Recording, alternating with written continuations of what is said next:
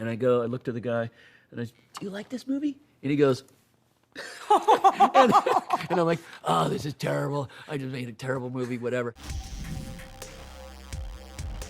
I loved this movie. I dug it. Like, thank I you. think after people see this in the theater, this is like the party movie where I'm like, I'm putting on Ambulance. Everyone grab a beer. We're gonna like have No, some. you know what? You shouldn't drink during this, because if you drink during a movie, like when my friends have watched it in my screening room, I say don't drink before you see it, because it's about intensity. Yeah. You know, but it's great when your movie theater experience, because the sound's amazing in this, and I've seen it with big audiences, and it's real palpable. And you watch 350 people, and if you watch their body language, directors do that. When they're like this, that means they're really into it. When they start doing all this and going to the bathroom, you know that something's going on. Maybe Yeah. not so good. No, I'm curious. Like, I was like, what do you look for in the theater? Because it's like me, I'm like death gripping. I'm telling you. Here's the little trick.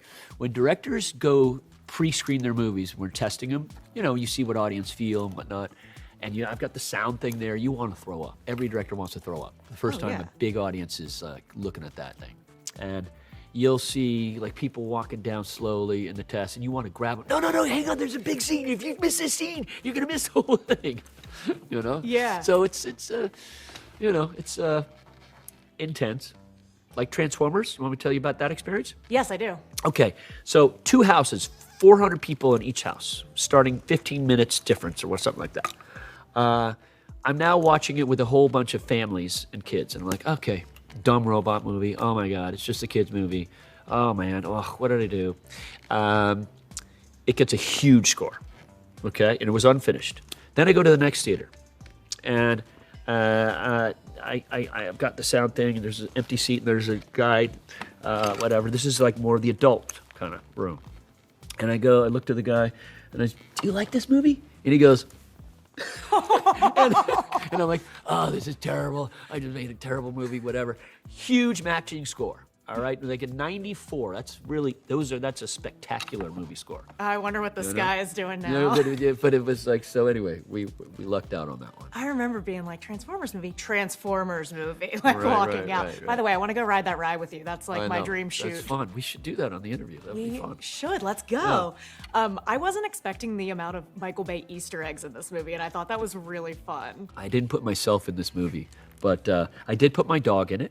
That's Nitro, my Mastiff. Yep. Okay. Oh, that's Hardest your thing dog, wow. It was probably one of the tensest days, because I had 19 minutes left of sunlight, and I had to get he's 217 pounds. I had to push him in a little teeny Fiat. All right. And he's like, what are you doing? I can't fit in here.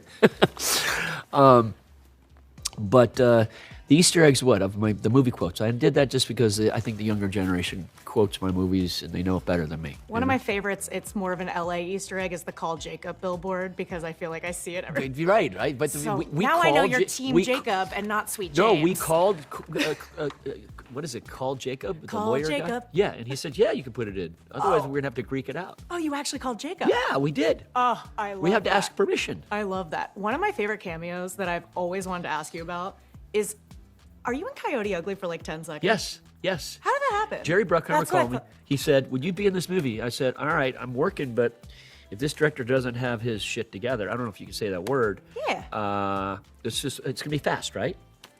And I get there, and it's painstakingly long. And then he had to bring me back the next day. And literally, I'm like, you got to get me out of here. But yeah, I'm in that, yeah. Do you know the number of vehicles that you destroyed in this movie? I don't, but someone can count. But we do have a count from my Transpo guy. But I've definitely probably destroyed more vehicles than any other director in history. Like, just to give an example, I was in a Chinese car factory, and they were so impressed to take me into the guy that crashes the test crash dummies. And I'm like, I am not impressed, dude. Okay, I've crashed more cars than you ever have in your lifetime. I was very curious what that number was. Yeah. How does that go? Are you like, I need another car, I'm going to destroy another one? Well, and another you one. try not to. You try to do it well the first time. I mean, I believe in you do the stunt once. Yeah. And you make it. You work with great people, great crew. Directors only as good as their crew and their stunt people. You're so awesome. You're really It's a awesome. collaborative business. Yeah. Thank you so much. Thank you so much.